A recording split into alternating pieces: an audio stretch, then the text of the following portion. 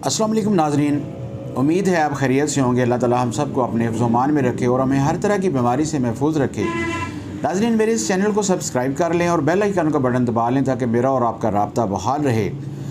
आज की इस वीडियो में हम बात करेंगे पेशाब की रुकावट के हवाले से, यूरिनरी रिटेंशन के हवाले से बात करेंगे कि पेशाब जो है वो क्यों रुक जाता है, बाज़ लोगों के अंदर पेशाब की रुकावट क्यों होती है, इसकी वजूहात क्या होती हैं, फिर वो हम डिटेल से डिस्कस करेंगे। उसके बाद मैं इसका आपको एक ज़बरदस्त ट्रीटमेंट बताऊंगा कि अगर किसी मरीज़ का पेशाब रुका हुआ है तो उसका इलाज कैसे किया जाए। तो ये सारी चीज़ें हम आज इस वीडियो में डिस्कस करेंगे। तो इस वीडियो को एंड तक देखिएगा और इसको लाइक ज़रूर कीजिएगा ताकि हमारा जो ताल्लुक़ है और हमारा हौसला जो है वो बुलंद हो और हम इस पर ज़्यादा काम कर सकें।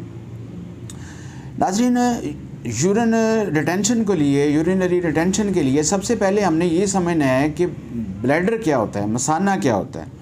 ठीक है, मरीज़ या कोई भी इंसान जो चीज़ खाता पीता है, हम पानी पीते हैं या जो भी फ्लूइड्स हम लेते हैं वो हमारे खून में जाके शामिल होता है और गुर्दे उसको, उसमें से जो वेस्ट प्रोडक्ट्स होती हैं उनको फ़िल्टर करता है और पेशाब की शक्ल के अंदर वो मसाने के अंदर भेज देता है। यानी जो भी बॉडी के वेस्ट प्रोडक्ट्स होते हैं वो गुर्दे उनको फ़िल्टर करके जब गुर्दे पेशाब बनाते हैं तो उसमें उनको शामिल कर देते हैं और वो सारा जो फ्लूइड होता है पेशाब की शक्ल में मसाने के अंदर आके जमा हो जाता है।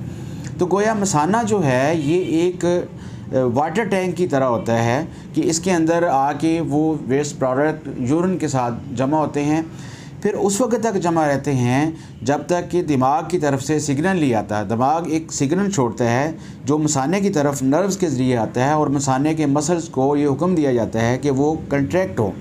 जब मसाने के मसल्स सिकुड़ते हैं और उसके अंदर जो यूरिन होता है उसके ऊपर प्रेशर क्रिएट करते हैं और इसके साथ साथ जो दिमाग होता है वो यूरिथ्रा के जो स्फिंक्टर मसल्स होते हैं उनको रिलैक्स होने के लिए कहता है और यूरिथ्रा के मसल जो रिलैक्स होते हैं तो यूरिन जो है वो पेशाब वाली नाली के ज़रिए मसाने से, ये यूरिथ्रा जो होता है ये ऐसी नाली है जो मसाने से स्टार्ट होती है और पीनस के नीचे या वजाइना के साथ साथ ये बाहर आती है और इस तरह यूरिन जो होता है वो मसाने से ड्रेन होता है और यूरिथ्रा के ज़रिए बॉडी से बाहर निकल जाता है। ये जो प्रॉब्लम है यूरिनरी रिटेंशन जो है ये मर्दों में भी होती है, औरतों में भी होती है। इसकी दो किस्में हैं। एक्यूट रिटेंशन जो है होती है, एक्यूट का मतलब है जो अचानक हुई हो, अचानक किसी वजह से हुई हो, ज़्यादा देर से ना रिटेंशन रह रही हो, और क्रॉनिक यूरिनरी रिटेंशन उसको हम कहते हैं जो कि काफ़ी अरसा से चल रही हो। यानी मरीज़ कहता है कि मुझे 1 साल से ये मसला आ रहा है, पेशाब में करने में रुकावट आ रही है या उसमें ये प्रॉब्लम आ रहा है, तो उसको हम क्रॉनिक रिटेंशन कहते हैं। अब हम बात करते हैं कि इसकी जो वजूहात हैं वो क्या होती हैं। तो सबसे जो पहली इसकी वजह है वो है ब्लॉकेज।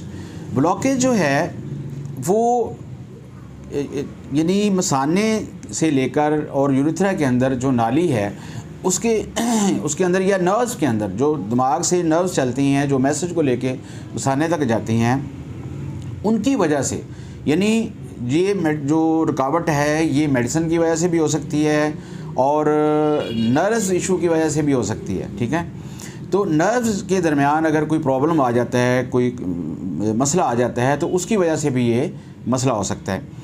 अब जो नर्व के ज़रिए मैसेज जाना होता है मसाने को, अगर उसके दरमियान में कोई रुकावट है तो फिर भी यूरिन जो है वो रुक जाएगा।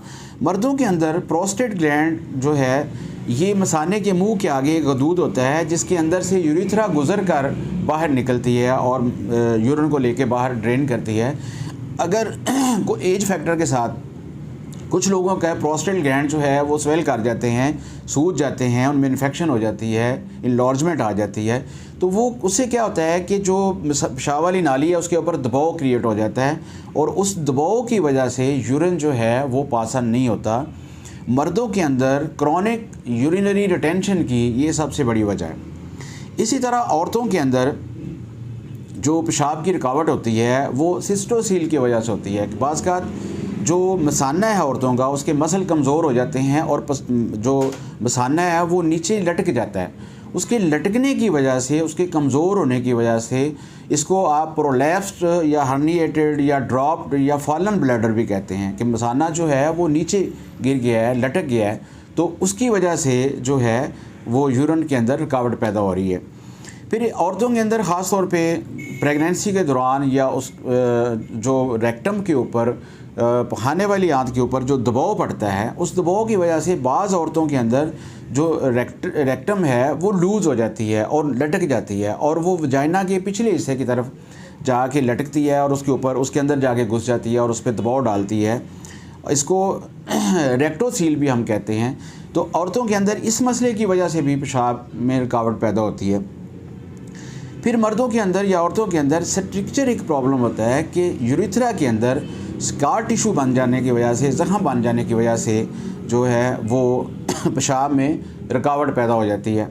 तो ये हैं इसकी कुछ वजूहात। अब अगली वजह जो है वो है इन्फेक्शन। इन्फेक्शन जो है और स्वेलिंग जो है वो भी इसकी एक बहुत बड़ी वजह है। मिसाल के तौर पे जैसे पहले मैंने अर्ज़ किया कि मर्दों के अंदर अगर प्रोस्टेट ग्लैंड की इन्फेक्शन है या उसकी इन्लार्जमेंट है या प्रोस्टेट ग्लैंड सूज गए हैं तो उसकी वजह से यूरिन रिटेंशन हो सकती है। फिर यूटीआई जो है, यूरिनरी ट्रैक्ट इन्फेक्शन, अगर मसाने में इन्फेक्शन है या यूरिथ्रा में इन्फेक्शन है तो उसकी वजह से भी ये मसला हो सकता है, पेशाब में रुकावट आ सकती है। फिर सेक्सुअल ट्रांसमिटेड डिजीज़ जो होती हैं वो भी इन्फेक्शन पैदा करती हैं और उनकी वजह से भी ये मर्ज़ पैदा हो सकता है। बैक्टीरियल इन्फेक्शन की वजह से ये मर्ज़ पैदा हो सकता है।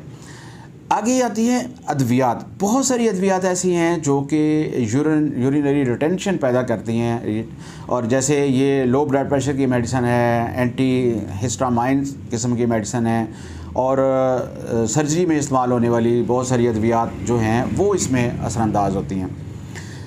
इसके बाद हम बात करते हैं नर्व इशू की।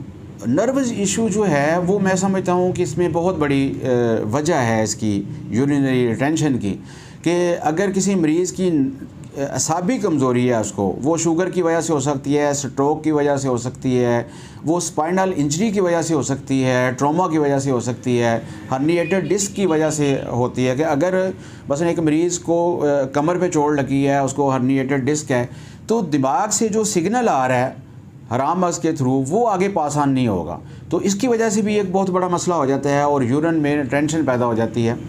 उसके बाद सर्जरी जो है वो एक बहुत बड़ी वजह है।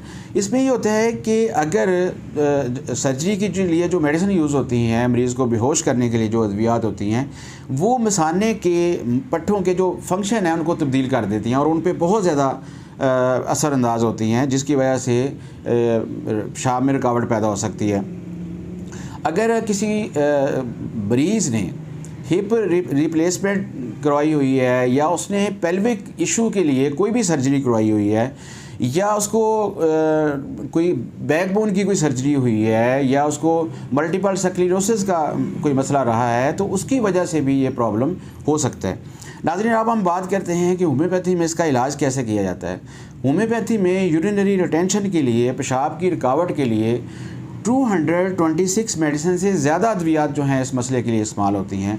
रासेस, लोरोसिरासेस, ये मेडिसिन जो है ये बहुत ही ज़बरदस्त मेडिसिन है। ये चेरी लॉरल से ये तैयार होती है और ऐसी ख़वातीन जिनको हमल के दौरान अगर ये मसला पैदा हो गया हो या मसाने के फालिज की वजह से ये प्रॉब्लम पैदा हो गई हो, तो उसके लिए ये मेडिसिन जो है वो बहुत ही अच्छा रोल अदा करती है। इस मेडिसिन, ये उन लोगों के लिए मेडिसिन होती है जिनको पेशाब कम आता है और उसकी यानी स्कैंटी यूरिन होता है, पेशाब के साथ जलन होती है बहुत ज़्यादा, और जो यूरिन होता है वो एक्रेड होता है, एक्सकोरिएटिंग होता है, जलाने वाला होता है, छीलता हुआ यूरिन आता है वो यानी यूरिथ्रा को। फिर मरीज़ को इंतज़ार करना पड़ता है। जब मरीज़ वाशरूम में जाता है तो उसको काफ़ी देर वहाँ बैठना पड़ता है, उसको पेट को दबाना पड़ता है, वो मसाने के ऊपर से उसको दबाता है, प्रेशर देता है, तो फिर कहीं जाके यूरिन जो है वो स्टार्ट होता है और वो भी कम आता है, कतरा कतरा होकर आता है और बहुत दर्द के साथ जो है वो यूरिन आता है। इसी तरह अगर किसी मरीज़ को गुर्दों की ख़राबी हो, उसके गुर्दे जो हैं उसमें लैक ऑफ यूरिन प्रोडक्शन का अमल हो, एनयूरिया का प्रॉब्लम हो, यानी गुर्दे जो हैं वो यूरिन को प्रोड्यूस ही ना कर रहे हों, ठीक है। तो ऐसी हालत के लिए ये मेडिसिन जो है वो बहुत ही ज़बरदस्त मेडिसिन के तौर पे काम करती है और वो गुर्दों की इस ख़राबी को ठीक कर देती है।